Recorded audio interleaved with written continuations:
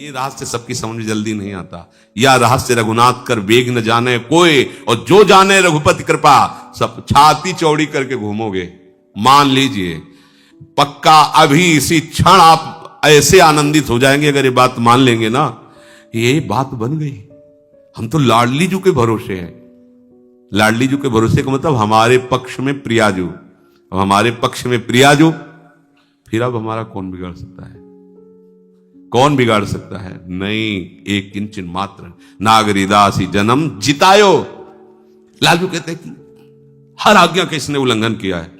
प्रियाजू जरा से कोई बात नहीं, कोई बात नहीं जाले दो।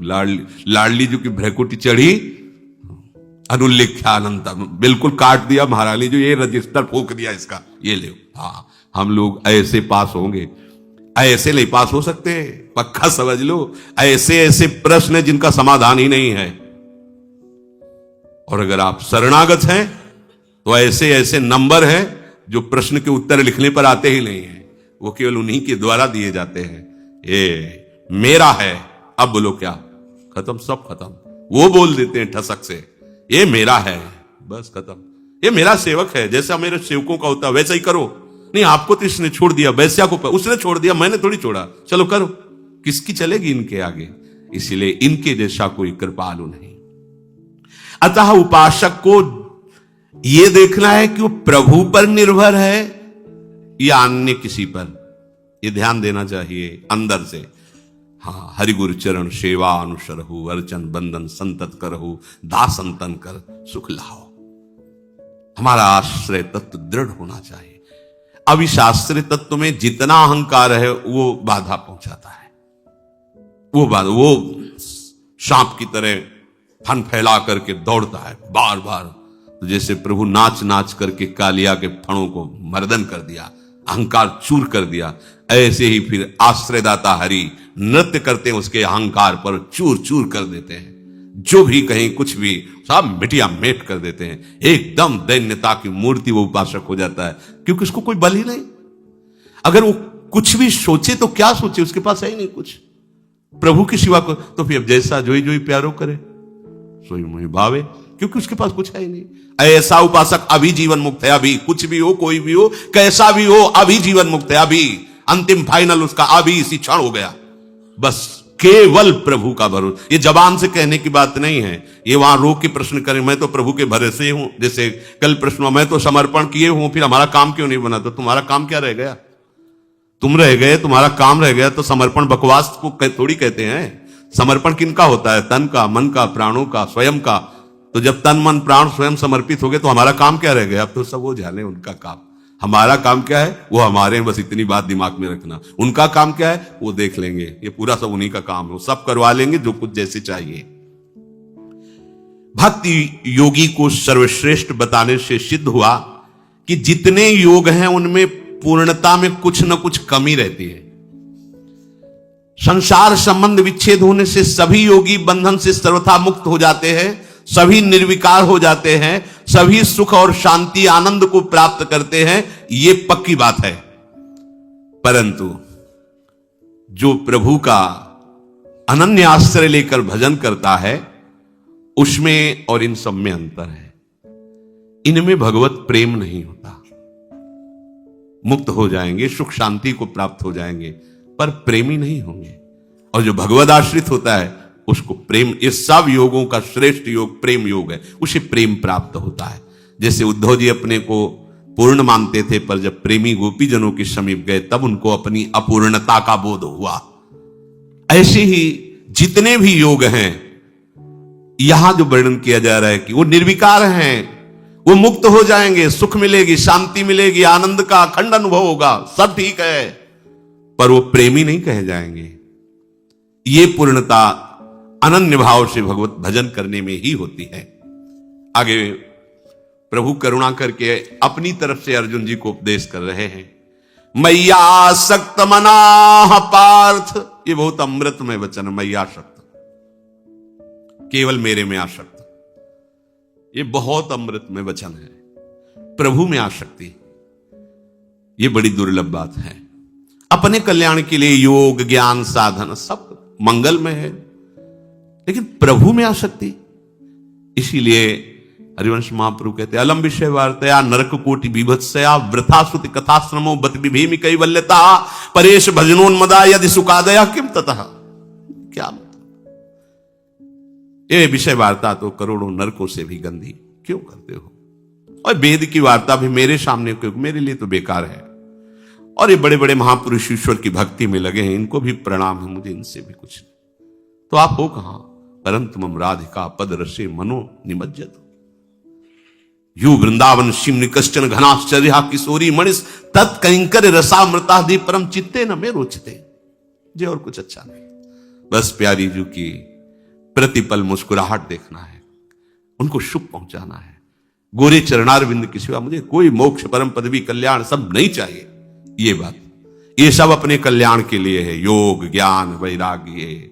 और ये क्या है, ये ऐसी प्रेमावस्था प्रदान करती है भक्ति जिसमें प्रिया प्रीतम के सुख में निमग्न रहना। प्रिया प्रीतम को सुखी देखकर लाल ललना मिली तो हियो शिरावत मोह। यह है मैया शब्द, केवल मेरे में आसक्त। ये दुर्लभ पद है, दुर्लभ पद, केवल मेरे में आसक्त। कोई तत्व ज्ञान में, कोई योग में, कोई अमुक अमुक अमुक अमुक, किस लिए? परम कल्याण हो जाएगा, सिद्ध हो जाऊंगा, मोक्ष पदवी मिलेगी, दुख निवृत्ति हो जाएगी, इसी में सब। और यहां मैया शब्द, मुझे कोटि कोटि नरक भोगने पड़े तो परवाह नहीं, पर प्यारे तू हमारे नेत्रों से ओझल मत होना। तुम्हारी मंद मंद मुस्कुराहट हमारे हृदय में, हमारे नेत्रों में बसी रहे। नरक भोगवाओ, कोई बात नहीं, नारके परमे पदे थवा, मुझे इनसे कोई मतलब नहीं। नरक स्वर्ग अपवर्ग आस नहीं त्रास है, परमार्थ व्यवहार बनो कि ना बनो, सुख दुख भुगते दे, कोई परवाह नहीं। ये देखो, ये है मैया शब्द, मेरे में आसक्त। मय्यासक्त मनाः पार्थ योगम युञ्जन मदाश्रयः असंशयम समग्रम माम यथा ज्ञास्यसि तच्छृणु। मेरे में आसक्त मन वाला और सिर्फ मेरे ही आश्रित, ये खास बात है। केवल भगवद आश्रय, यहां चूक हो जाती, केवल में चूक हो जाती। आश्रय तो लिए प्रभु का, लेकिन भगवद आश्रय लिए हैं अपने सुख साधन के लिए, और वो भी अनन्य भाव से नहीं लिए। मांगना भी अच्छा है, हम कहते हैं बच्चा बन के मांगो, स्वामी बन के नहीं। पैसा कर दो, इतने लाख का भोग लगा देंगे, ये कौन बोल रहा है? नहीं, बच्चा बन के। जिससे बच्चा मां से कहता क्या कि हम तुम्हें एक साड़ी ला के देंगे, तुम हमारा काजल लगा दो ठीक से, ऐसा कहता है क्या?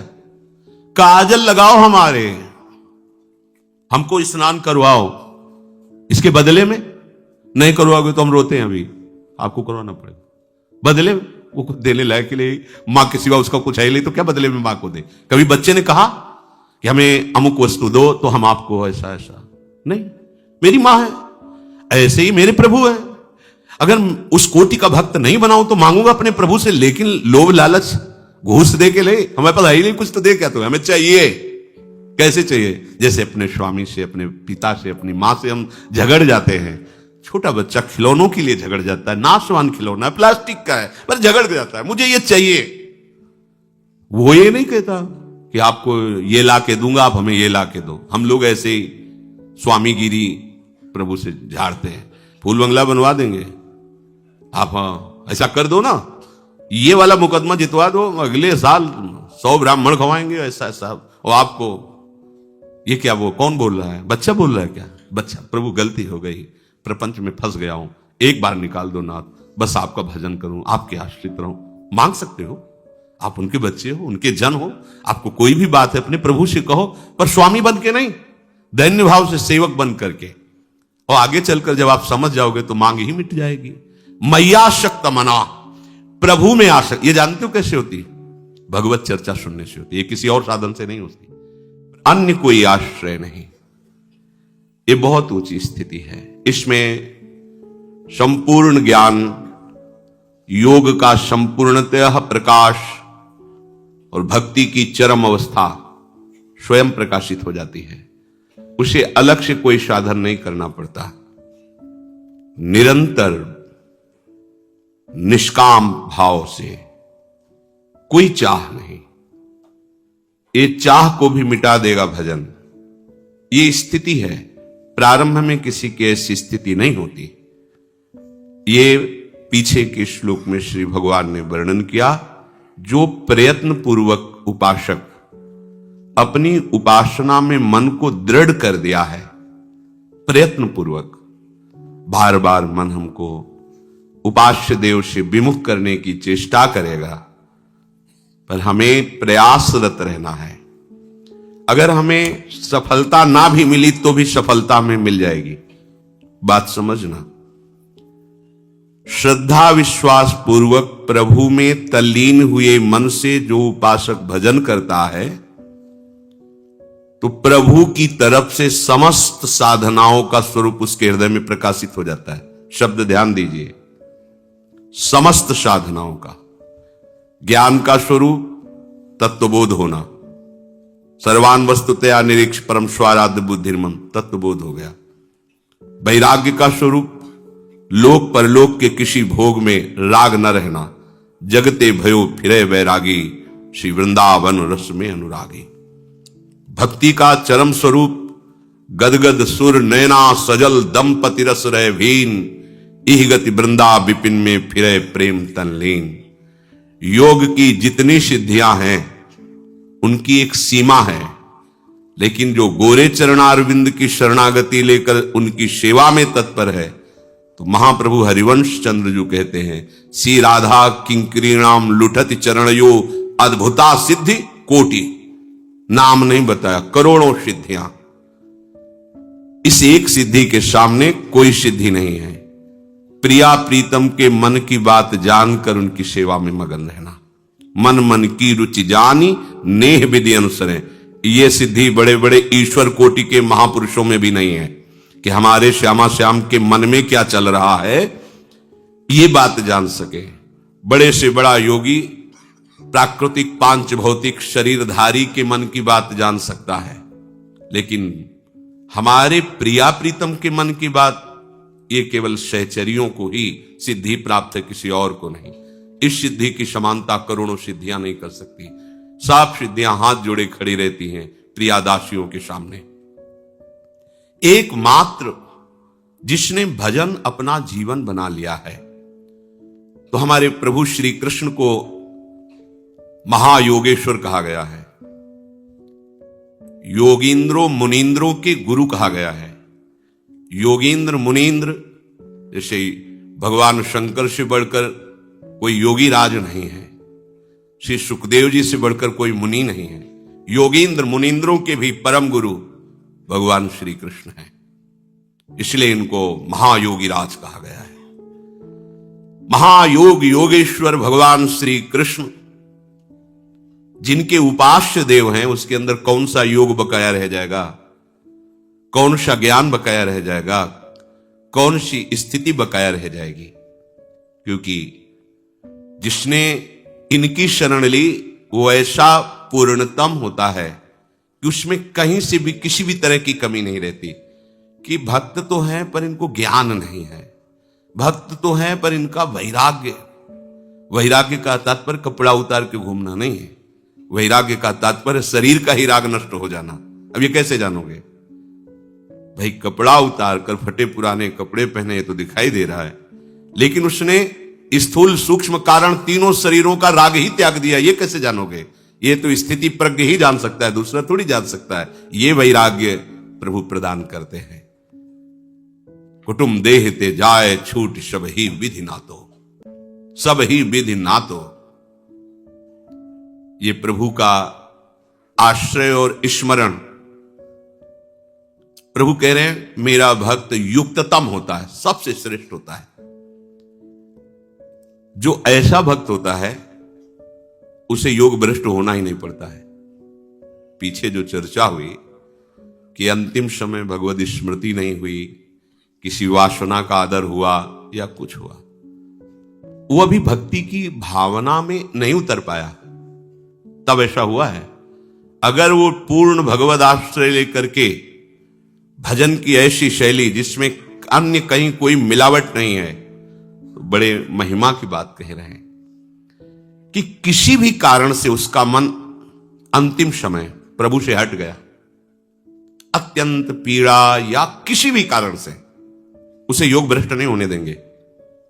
ये बात देखनी, ये केवल बात उसी के लिए जिसने अन्य साधन का, अन्य का कहीं कोई भरोसा आशा स्थान नहीं है, जिसे थोड़ा भी अपने पुरुषार्थ का बल है, साधना का बल है, अपनी साधना पर विश्वास है, अपनी जितेंद्रियता पर अभिमान है, तो ऐसे के योग भ्रष्ट होने में चांस है। लेकिन जिसने केवल भगवान का भरोसा, केवल प्रभु का बल, केवल प्रभु ही अपने हैं ऐसा माना है, और अंतिम समय उसका मन हट गया किसी भी कारण से, तो कह रहे हैं कि अत्यंत पीड़ा या बेहोशी या किसी भी कारण से वो प्रभु को भूल गया। अंतिम फाइनल होता है, अगर आप भूल गए जो चिंतन होगा वहीं जाओगे, पर इसका ऐसा नहीं होगा। एक खास बात, उस समय स्वयं प्रभु उसकी स्मृति के रूप में जागृत हो जाते हैं। वो भूल गया पर भगवान जागृत हो गए। ये देखो खास बात, ततस्तम म्रियमाणम तु काष्ठ पाषाण सन्निभम अहम स्मरामि मद्भक्तम नयामि परमाम गतिम। अब उसकी स्थिति अंतिम समय भयानक कष्ट है या किसी भी कारण से पत्थर की तरह हो गई, काष्ठ की तरह, कोई चिंतन नहीं बन रहा, कोई अंधकार छाया हुआ है। उस भक्त का मैं स्मरण बनता हूं, अहम स्मराम, भगवान स्फुरित होने लगे, उनका रूप, उनका नाम। अब वो नहीं कर पा रहा कुछ। उसको उस समय जो गति प्राप्त होती है वो किसी बड़े बड़े योगियों को भी नहीं प्राप्त होती। ये चमत्कार है भगवद आश्रय का। प्रसन्न हो जाना चाहिए बात सुनकर, हमें अंतिम का भी कोई भय नहीं रह गया। अगर हमारी ऐसी कोई परिस्थिति स्थिति कि काष्ठ और पत्थर की तरह हृदय हो गया, कुछ स्फुरण ही नहीं हो रहा, भगवान को भी भूल गए, उस समय प्रभु अपने रूप को प्रकाशित करते हैं, अपने नाम को, अपनी स्मृति को प्रदान कर दे। भगवान स्मृति रूप से स्फुरित होते हैं। ततस्तम म्रियमाणम तो काष्ठ पाषाण सन्निभम तो अहम स्मरामि मदभक्तम नयामि परमाम गतिम। वो ऐसी परम गति को प्राप्त होता है, दूसरा नहीं प्राप्त कर सकता। उस समय भगवान उसका स्मरण बन जाते हैं। कफवातादि दोषेण मद भक्तो नचमाम स्मरेत तस्य स्मराम्य हम नोचेत कृतज्ञो नास्ति मत परहा। जिसने जीवन भर मेरा आश्रय लेकर के भजन करने का प्रयत्न किया है, वो अंतिम समय कफ वात आदि के बढ़ जाने से वो मेरा स्मरण मृत्यु के समय नहीं कर पा रहा है, तो मैं स्वयं उसका स्मरण करता हूं, मैं स्वयं उसकी स्मृति के रूप में जागृत हो जाता हूं। यदि मैं ऐसा ना करूं तो मेरे से बढ़कर कृतज्ञ कोई नहीं हो सकता, क्योंकि उसने मेरा आश्रय लिया है। बात बन गई। भगवान सत्यनारायण कहे गए हैं। सत्संग में कई बार कहा है कि परिहास में भी कभी झूठ नहीं बोलते। प्रभु के श्रीमुख से जो भी निकलता सत्य, जो भी आचरण परम सत्य, तुम अपनी कल्पना से आरोप कर सकते हो, मायाकृत बुद्धि से, पर जब उस रहस्य को जानोगे तो आपको भी अनुभव में आएगा कितने कृपालु प्रभु हैं। ये बात बहुत आनंद प्रदान करने वाली है कि हम हो सकता है किसी भी परिस्थिति में उनको भूल जाए, हो सकता है, दुरंत माया है। प्रभु कह रहे हैं कि मैं बड़ा कृतज्ञ होऊंगा, दोषी माना जाऊंगा कि मेरा होते हुए उसकी दुर्गति हो। पीछे जो चर्चाएं हुई, भजन है भगवान का, पर भरोसा अपने साधन का है। खास बात समझना, इसके ऊपर वर्णन किया है। जिसको थोड़ा भी अपने बल का भरोसा है, अपने पुरुषार्थ का, साधना का, जितेंद्रियता का, सदाचार का, मैं बड़ा तपस्वी हूं, मैं ज्ञानी हूं, मैं ध्यानी हूं, मैं भजनानंदी हूं, है भजन, पर अपना थोड़ा सा बल लिए हुए, ये चूक हो जाएगी, योग भ्रष्ट हो जाएगा। अगर योग भ्रष्ट होता है तो अगला जन्म होगा। लेकिन जिसने केवल प्रभु का सहारा लिया है, सब साधन हो रहे हैं पर भरोसा हमें साधन का नहीं है। कई बार सत्संग में कहा, हाथ टूट जाए तो कैसे माला चलेगा, पैर टूट जाए ये सब नाशवान है, कैसे परिक्रमा होगी? हम किसका भरोसा करें? केवल प्रिया प्रीतम का। हमारे साधन क्या है? प्रिया प्रीतम। जो बन रहा है जय हो, नहीं बन रहा तो जय हो, हम आपके हैं। हमारी कराह पड़े पड़े आपको ही पुकारेगी, राधा राधा राधा।